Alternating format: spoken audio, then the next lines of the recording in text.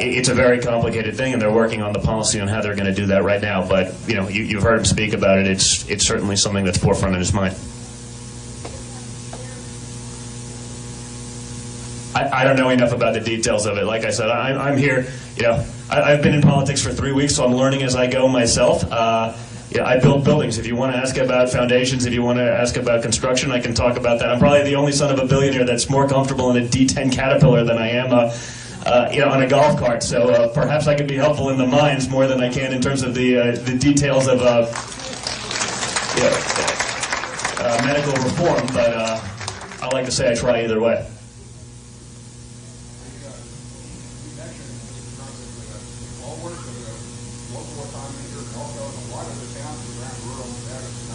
Yes. In order to keep that going, we need to find new clients. A lot of that is part of the big companies, the little guys like myself, and a number of others that are out prospecting, trying to find new clients. And we have so much trouble in the last several years here with all the government agencies proliferating more and more regulations, safe for us and all this. We were engaged for Well, without question. I mean, he's spoken of that. I mean, we deal with it even in our home state in New York when he's talking about the fracking issue and how, if you look at the border near my cabin where I do a lot of my fly fishing up in upstate, if you go 2 feet across the border, across the river on the Delaware, they're fracking, they're doing this, it's generating jobs, it's generating income, and then on 2 feet on the other side, they're saying we're not going to do anything about it. He's been all for that exploration. Now, he's mostly talked about it in a sense of energy independence.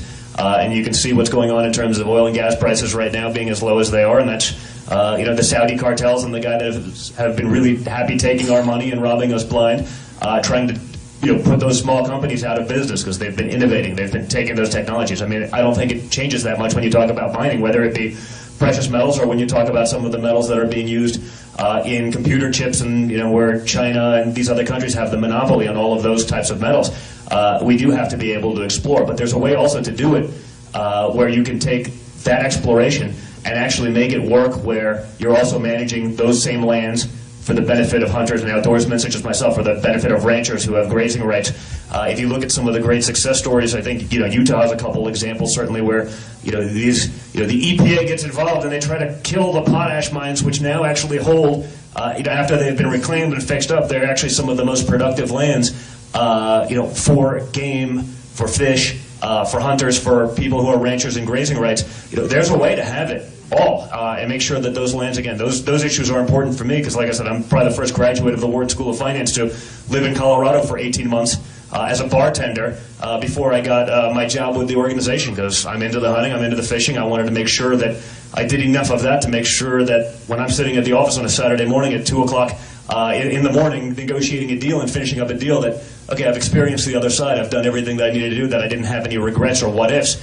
So those issues are very important to me because when I talk about the outdoors and all of this, I know that it was because I was in a duck blind or I was in a tree stand, whatever it may be, that kept me out. Not to say that I was an angel, but it kept me out of a lot of other trouble I would have gotten into growing up. And so I want to make sure that those same outdoor resources are available there for my kids because those opportunities were very important. But again, there is a way to do that with industry, whether it be mining, whether it be oil and gas, to be able to have the best of all worlds. But you can't do it with the bureaucracies that the government's created where rules don't mesh with other rules, and by the time you get through 3 agencies, you get everything that you need to do, and then another one says, well, this doesn't work with our motive, so we shut you down, and you spend millions of dollars just trying to get started, and you can't even put a shovel in the ground. It doesn't make sense. It doesn't work. There is a way to have it all. We just have to get rid of some of the bureaucracy. Yes, ma'am. Honestly, what I'm more concerned with is budget. So if your father does become president, what kind of programs would he be cutting to save money besides, of course, food stamps? Well, it's less even about cutting programs than it is creating efficiencies within that. I mean, if you talk about my father, the thing he prides himself on all of the jobs that he's ever done is being on time, or ahead of schedule and under budget. So, it's again about getting rid of some of the just positions that are being put in place where, there may be some guy who's really good at this and really good at that, and he has 1 day less experience than the guy that's in charge, who's doing a horrible job, who doesn't know what he's doing, has no business being there, but he's only being there because he's got tenure. It's about putting those people in the right positions and letting them adjust their budgets so that we can actually, turn a profit for a change, so we can maybe pay back some of our debt, so that those surpluses can then trickle down to create better education systems, and then if there's left over, there's probably plenty of people that do need some help and can be taken care of. But we have to take care of the average American hardworking person first before we can worry about everyone else. It's hard to believe that those are the people paying in, and they've been the most neglected. It's disgusting. Yes, sir. As long as we take care of protecting the Second Amendment and getting these kids some jobs, we'll take all care of all the rest of the stuff, the people. We don't need nothing but a damn job and freedom. That one's almost T-ball for me. If you do any research on me, you'll see where I stand on the Second Amendment. I'm a competitive high-power shooter. I shoot competitive F-class, long range, obviously big hunter, fisherman, all of that stuff. I reload myself for probably over 100 different calibers. The Second Amendment means something to me, and it means something because it is about our freedom. I mean, it's the Second Amendment. It wasn't like it was some sort of crazy afterthought that happened 100 years later. I mean, it's number 2, after the pretty basic rights of freedom of speech. So when this thing's debated, and it constantly will, and this will go back to the Supreme Court, nomination as well, where they're going to try to say, hey, the Second Amendment, it was an afterthought. It wasn't really intended this way. It was about a musket. These arguments are nuts. And, I'll say this about my father, and he'll never get the credit for it because he's from New York. But, when San Bernardino happened, when the Paris attacks happened, all the other GOP candidates, they're crickets. Crickets. They may be for it. I'm not saying they're not. But, certainly they won't take it on because it's controversial. My father's the first guy and the only guy that said, hey, guys, guess what? In these places where, California and France, where you have the toughest gun laws in the world, if there were a couple bullets flying the other way, maybe that changes the game a little bit. Between me, my wife, my brother, my father, we have 4 of the 1,500 concealed weapon permits issued in New York City, just amongst ourselves, and we carry. It's something that's very important for me. And again, I do a lot in terms of getting youth into the outdoors, shooting, hunting, fishing, all of this. I mean, the discipline associated therewith, I think, is a great training tool for life. So it goes beyond even the basic rights, but as a way of training people and getting kids into it. And like I said, that stuff means a lot to me. So no one's going to be stronger on the Second Amendment than my father. And certainly, if there's anyone that ever doubts if there's any waiver, he's got his oldest son and his middle son in there screaming in his ear, because that's what we do every weekend. I mean, I shoot thousands of centerfire rounds a year, shoot thousands of rimfire rounds a year. I shoot more shotgun shells than you can imagine as well, and that doesn't even include when we're hunting and fishing. So it's a real issue for us. I don't just sit there and pose with the shotgun or rifle once a year with my finger on the trigger and the safety off like a lot of these other guys pretending that they understand the issue. I actually live that lifestyle. For me, it's a great American tradition. It doesn't get more important.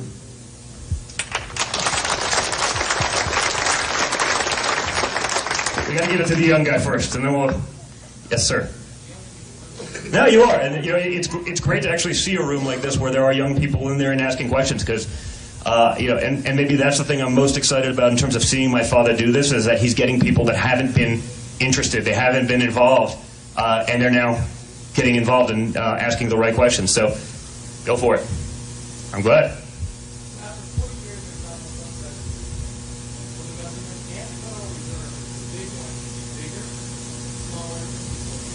The government's going to be a lot smaller, because it's just grown, it's been bloated. I mean. When you talk about the Republicans being a small government party, there's a lot of talk. How much action has there been? No, seriously. How much action have you seen? They'll tell you everything you want to hear. They'll say it over and over again. Guess what? How many times have they acted on those principles? Exactly 0. Because again, it's all part of the same cadre of guys getting together doing nothing. So, I think it's time to let a businessman in there, someone who actually has real world experience, who's actually done these things, had done it when his own money was on the line. We do have to shrink it because it's the most bloated thing in the world. And imagine the money we spent on these nonsense programs and agencies if they actually got spent on something useful, educating our kids. Maybe then those people are starting businesses and creating, actual surplus income and money that yes is taxable and can go to fund these other programs. So no, I think without question you'll finally see some change in terms of the quote unquote small government party. Yes, sir.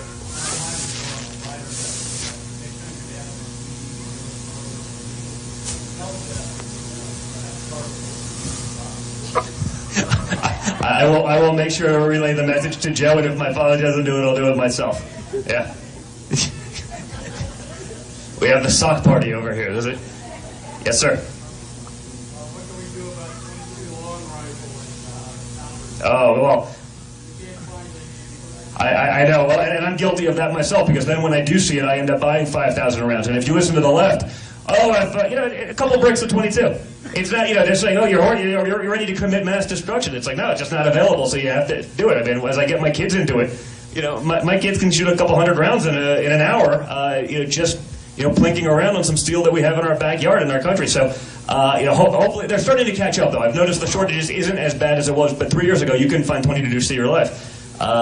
You couldn't find components for reloading. In my home state, with this quote-unquote New York Safe Act, I can't even order reloading components without going through my FFL anymore, because apparently the bullet, even if it's not attached to lead, it doesn't have, or brass, and doesn't have powder in it, and doesn't have a primer attached, is apparently very lethal, because maybe I could shoot it out of my slingshot.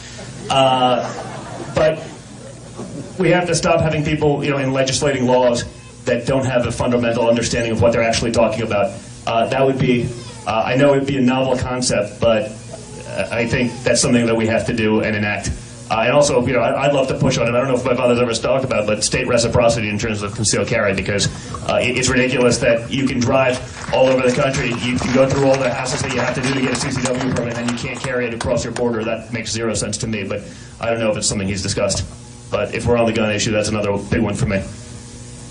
You're back.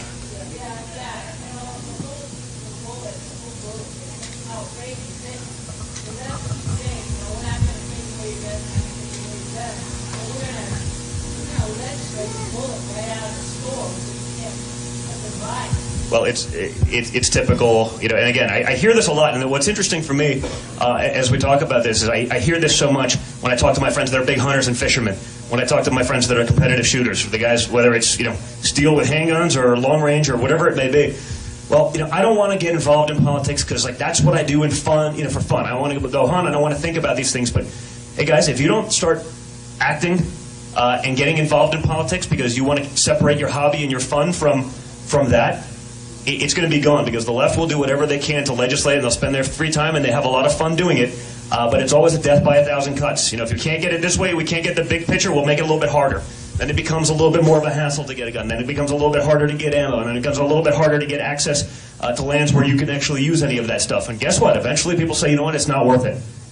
That's how they'll win in the end. So, I say it, there's a group of guys, industry guys, that started a web page because they're friends of mine, and they started a thing called Sportsmen for Trump. I was the keynote speaker at the big Western Hunt Expo last week over in Utah, and they've put a bunch of stuff in there about our policies, and the guys that are backing us, some of the corporate guys that have shareholders and whatever, they can't do it even though they're friends of ours, because the shareholders think it's a little controversial. But there's a lot of guys in the industry, from individual competitive shooters that know me, my brother personally, to guys that are, the heads of big companies, Ronnie Barrett and these guys, that have just come in and say, hey, Trump's the only one that's actually really talking about it. We're the only guys that showed up at SHOT Show. Everyone else, we're very Second Amendment. Well, you won't come talk at SHOT? We spoke at the Outdoor Sportsman's Awards. I was the keynote speaker at the Western Hunt Expo. These are things very important for us, but we do have to get involved in politics, and a big part of what Sportsmen for Trump is doing is showing that, hey, if we talk to shooters, if we talk to hunters, if we talk to sportsmen, and get them to show up and vote, maybe politicians will actually do something and cater to us instead of just being left in the dust. So we do have to get involved. Yes, sir. I actually have a couple questions. One is, we actually have a gun range, and I like all your policy on guns. Do you want to go shooting after this? I would love to. If I do have enough time before we take, I know I have to do some radio and TV. If I have time, I would love to. Otherwise, I'll come back. Never hard to get me to get in the field. Sweet. Second question, though, is, because you actually answered a lot of my questions about healthcare and the school systems and that, I want to know, what's your father going to be doing about our nation's security? I mean, we saw the shootings in Paris. What are we going to do to keep those animals out of our own country and protect ourselves from them? Well, he's spoken very heavily about the military and having a strong presence, and I think he'd love, sort of going back to a pretty, not that new concept of just peace through superior firepower, right? We build up our military, do so in a way that A, we're taking care of our troops. B, we're giving them the best equipment there is to buy, so they're not going into battle with lesser stuff and being subject to the craziness that's going on right now, and making sure that those countries understand we're not playing games. When you look at what's going on today, I mean, it's sad. We